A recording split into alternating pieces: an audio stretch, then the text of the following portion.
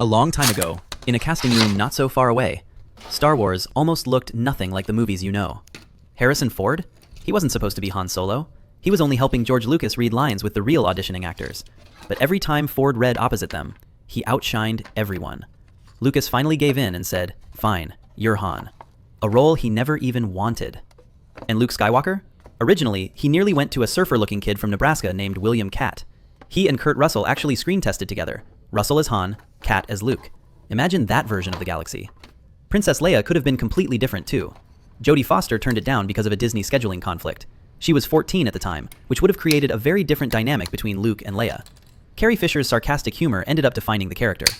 Now here's one most people don't know. The Emperor we see in Return of the Jedi? Ian McDiarmid only got the part because the previous actor, an elderly woman wearing chimpanzee-style prosthetics, was considered too strange when the early test footage aged poorly. Yes, the Emperor was almost a monkey-masked woman. And Darth Vader? The voice wasn't supposed to be James Earl Jones.